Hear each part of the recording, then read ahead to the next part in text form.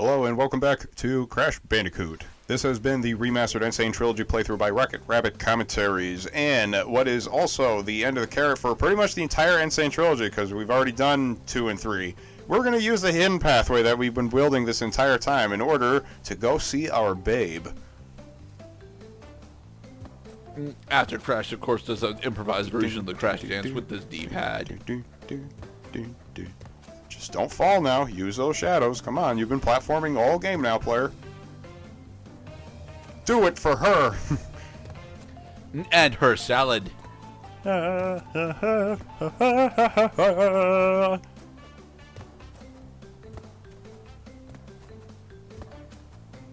Made it. That was not 26 platforms. Felt like it, though. If you count the intermediary platforms, actually more like 29 platforms. Yay, she's gonna escape on a flying dodo. Flee! Flee the castle. But yeah, this is the secret ending, where Crash refuses to take on Cortex and just leaves. Well, because that was the whole point. And we also get to see what all of the boss characters in the game end up doing. And these are exactly the same from Crash 1, too, so some of them are actually pretty dated.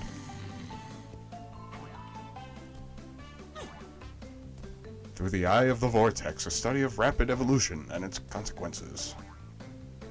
So yeah, it's after this game that he goes to college. Motion picture deal. Yeah, I'm trying to get rid of this tiny little bat as well as my Hans and Franz accent. Pinstripe. Oh, Pinstripe was a janitor before he was a used car salesman. Well, I mean, most gangsters usually start off from pretty humble beginnings. That's the whole point. Tending bar. He's a mixologist. He can make you a Manhattan as dirty as you fucking want. Evil geniuses are harder to squash than cockroaches. But we've already seen Dr. Cortex. This is the Pulp Fiction halfway, not really ending. We already know what happens to these characters. But that's not all, everybody. Because if you happen to see the free, totally free DLC for the trilogy, you could play Stormy Ascent. And Stormy Ascent is a scrapped beta level. Yes. I'm not sure exactly how true this is to the original, but this is a deleted level from Crash 1. This is what was supposed to be the counterpart of the Slippery Climb level, because a lot of levels in this game do have a counterpart complementary level. This one was removed because it sucks. It's lengthy. It sucks. I wouldn't say it sucks. I would say it's difficult. And it also has its own bonus stage. It's a Brio bonus stage. Okay. I mean, they could have given me the Tawna one. But, you see, Tawna doesn't want to kill me. She just wants to slap me around a little bit first. What took you so long, mister? Hey, do you see all the goddamn floating spikes in this level? There's a lot of shit that I gotta deal with, okay? See, that is one thing that probably pissed off a lot of people. It's like, I slid, I couldn't get up the stairs fast enough. I slid all the way down. The platform was gone, and I landed way too far down. I keep screwing it up. I got frustrated, so I turned the game off. Stormy Ascent. Are you actually going to go for the Stormy Ascent gem? Of course I'm doing the Stormy Ascent gem. What else is there to do? Finish the level? Well, I can go fuck myself, too. Well, yeah, actually. I mean, showing off the level itself is actually more a reward than going for the stupid gem, because going for the stupid gem means actually there are at least 2 different box-breaking puzzles in this level, and I think that's aside from the Brio tokens. Interestingly enough, this level gives you the checkpoint way earlier than Slippery Climb gives you the checkpoint. There aren't really much in the way of box puzzles. Put it to you this way, Mr. Gurdett, is let's think of the circumstances that they were aware of at the time that people were not having as cool of a time with Crash 1 as maybe they should have. If you died during the PS1 era, you had to start the entire level all over again. If you died during the bonus stages, in any level that had a gem, which was all of them, you had to start all over again. So you got a really challenging bonus room come ahead, which has never been seen before, pretty much. So you got to figure that one out. And then you have this goddamn obstacle course of really peculiar exaggerations of the existing tropes that they've used in other levels, especially this crap right here, because if you're not paying attention, you're going to whop your head on the spikes up above. Get the timing right.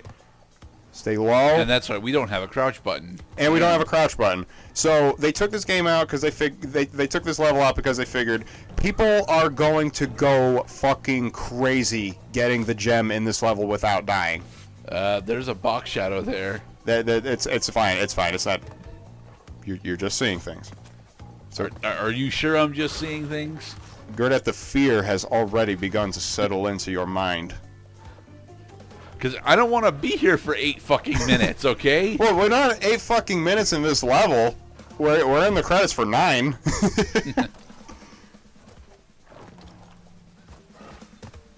So, observe the... Alright, and now look at this. We're going down. This is weird. This is weird. You know what else is weird? Is that the frequency that the stairs terminate and activate again slowly picks up in tempo as you descend. So, stairs from previous trials... Stairs from previous trials will maybe fuck up your timing. Honestly, the big issue that I have here is not the fact that we're going down, but look at how many goddamn floating spikes we have to deal with whilst we're going down. This is a death punishment if you screw this up. If you exactly, and that's why they took out this level, is because fuck this crap. They could have just redesigned this level, cut off like half the floating spikes, and this is actually mostly doable. No, they wanted it to be authentic though, because like what? Or give us a goddamn crouch button so that we can crouch slide under this one. It's not a remaster unless it's true to the original game, I think. Now, then you would absolutely hate Rescue Team DX because of all the steroids that they gave you for Rescue Team DX. Oh man, that is such a better game. So that was the director's cut. DX. No, that's the remaster. Oh. Okay, now the Brio stage. DX actually stands for deluxe for that. This is stupid. Observe. You've already screwed this up, haven't you? No, I got it. This is the successful one. So jump. Oh, okay. That one doesn't fall on you for some reason. All right, so there's a lot of dynamic trickery going on in this level. This is the second one. Take out as many boxes in this column as you can. Okay, you're fine. Actually, with the explosion radius, will you actually be able to get that? Okay, now don't get crushed by these crates, because these can kill you if you get too close. Jump over here, get every box up here. Oh boy. Just jump down, land. Now, because you can't clear this jump unless you have that box, save that box. Go across the death plane again. Brio blows himself up, and you have a nice day. Now, it's wonderful that the Insane Trilogy does give you a checkpoint here. This level is not that bad on Insane Trilogy. You just have to appreciate that this would have overwhelmed people during the PS1 era because of the limitations of the game. You say this, Cloud, you've spent 10 lives here. Well, because, I mean, it would have been worse if I, did not have checkpoint privileges.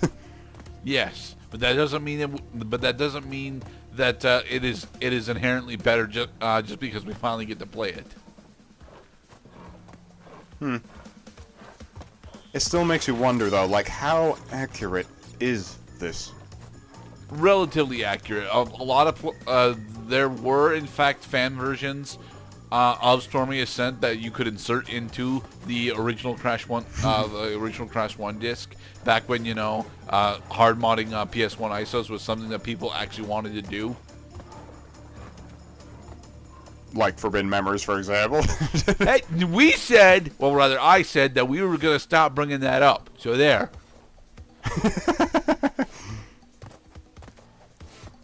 But yeah, what is effectively the original version of Stormy Ascent has been somewhat playable. It has been playable in some form across the internet for at least 10 years. So this is probably based on fan versions of Stormy Ascent, then. No, this is mostly based on the original developer notes for Storming Ascent, most certainly, because they still managed to keep those. Right, right. Oh yeah, this crap. The bird has become quite motile. Wait for it to come to you, so that the platform doesn't escape you. Calm down. We're approaching the end of the... Gerda, it's so hard to stay calm. Can't you see? Okay, so this particular one is would have frustrated me to no end because timing the desync platforms there is very, very stressful. So, again, this would have been a nightmare for PS1 players. I am very appreciative that Vicarious Games, whose credits we are going to see shortly, managed to bring to life what has been pretty much a mystery to, I would say, most of the people who played Crash Bandicoot at one point or another in their lives. Right.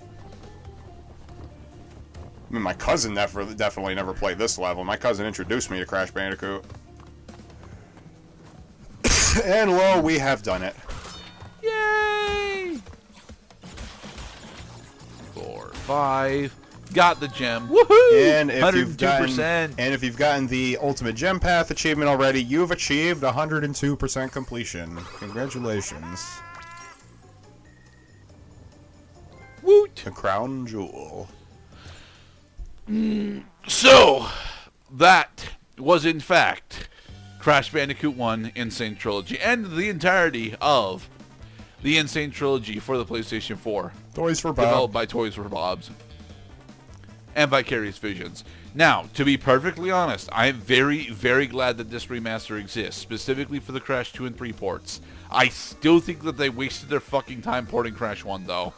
It is the best version of Crash 1, no qualms about that, but that doesn't mean it's still a good game. There's still a lot of fucking bullshit in Crash 1 that you have to deal with if you want to actually go for the 100% run. And most people do because they're masochistic psychos. Yeah, they made their own level, maybe based on assets that the developers saved from other games. The Future Tense. I didn't even go over Future Tense during the entire Insane Trilogy playthrough. Is that there's still content that was probably just waiting for people to see it.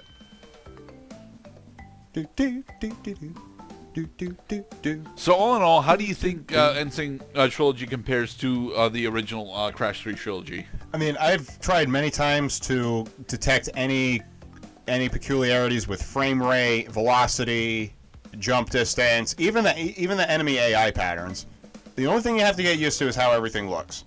But the game feels like it's pretty one for one from the original game. So I'll say that the only thing that I miss is just the very classic Crash 2, Crash 3, Crash 1 faces, because you don't have that in this game. So you lose some of the nostalgia factor, but what you get back is a pretty damn fun playable game. If I'm just running the gamut of games that I feel like playing, a lot of times I'll just play a level from Crash 1, and then maybe I'll play another one, and then consider myself satisfied at that point. I'll go for a gem challenge, try to beat a level without dying, something like that, and then you just put the game down. You can do that after you've beaten the game, you can do that while you're beating the game. It's a lot of replay value for people who grew up with the Crash games. Blair Coppola. Blah. TJ Drucker. Two men named I have Johnson. not actually played any of the Insane Trilogy games myself. I did play almost all the way through Crash Nitro Fueled, and that felt really nice. But I personally think that this is actually a really good compilation and port of, at the very least, Crash 2 and 3. The changes that they did make, you said that you didn't notice, but I have heard the technical complaints for specifically Crash 1. His hitbox is not as accurate as it's supposed to be. It's not actually square anymore, it's circle. So doing the cheese out tactics on Road to Nowhere is significantly more difficult. Oh, people can go toss off over Road to Nowhere. I played Road to Nowhere the other night. Just platform better. You have a joystick. Use it. No, dude, the Crash 1 was not designed with joystick in mind. It's designed I know, with but this is the modern world. You can't segregate modern nuances in the lens of older games. That's how modernity works, is that you have to keep going forward, not backwards. but it's an almost direct port according to you, so it should still work fine with the D-pad as opposed to the joystick. With the things that actually matter to me, like frame rate and velocity. If I felt like I had to play the game differently, most of the game, I would have hated it. We're talking about people had qualms with only 2 levels in the game because they realized that they couldn't cheat it out the way that they used to. Well, now it's time to play the game. Well, no, they had other issues, but those were the ones that I specifically recall. People will find fault with pretty much anything, and I get that people probably grew up with this game, got all their habits all pretty well cemented, so they came back to it and they try to reapply them. They say, but it's just not the same. Even though it mostly is. It mostly is, yeah. Except for, I don't know, Papu Papu's health bar, Embryo's health bar. This is a little stupid shit that maybe they either oversaw it. I think maybe giving Papu Papu some more hit points would actually improve the game a little bit, so at least that fight wasn't quite as quick as it used to be, because you could literally just jump on him 3 times in a row and end it. Leslie Swan will not be in these credits. That is sad. Dun, dun, dun, dun, dun, dun, dun, dun, dun. Oh yeah, what did you think about the MIDI instrumentation? I didn't notice anything drastic. Well, I didn't know it was MIDI instrumentation. I actually thought that, although I knew it wasn't orchestrated, I don't actually know enough about audio formatting to know the differences between MIDI and digital. So this is digital. This is not Okay. this is not real people playing.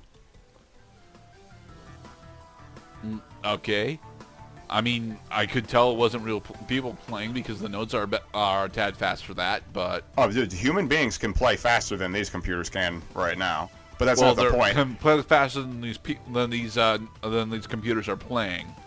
So These computers can play way faster than people can. I mean, I've made MIDI files in my time. All a MIDI file is, it gives instructions for the existing music format to put notes in sequences according to the instruments that the respective systems have available. So they use the more sophisticated system, but they use the exact same MIDI file.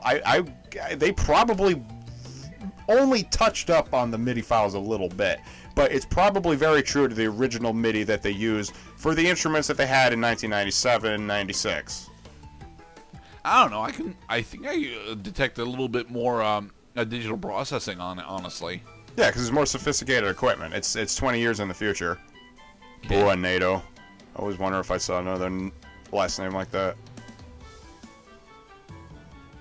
Formosa Interactive. Chip.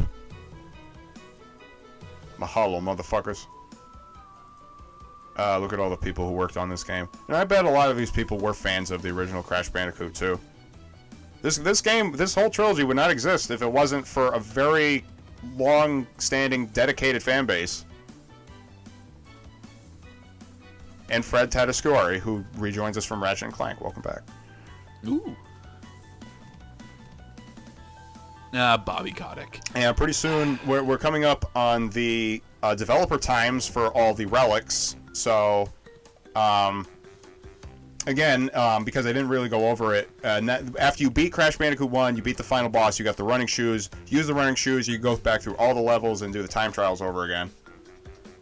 And the running shoes do give you additional jump distance, right? No, they do not improve your jump. Neither having invincibility nor running shoes will improve your jump velocity. Your jump velocity is always fixed. That's odd. That's definitely not how it works in Crash 2 and 3. Well, maybe sprinting, but not invincibility. So, yeah, already you got a whole nother game on your hands now. If you want to do the Time Relic run in Stormy Ascent, go ahead, because that is probably going to open your eyes up to why they removed Stormy Ascent in the first place. It sucks when you have to play through that entire level without dying.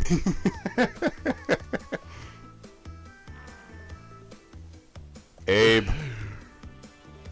Peter Day. Sony Interactive Entertainment America, LLC. Cox. Would you pick up this game in the next 12 months, Mr. Gurdett? Crash 1? God, no. But would I pick up the Crash Insane Trilogy for Crash 2 and 3? I would consider it.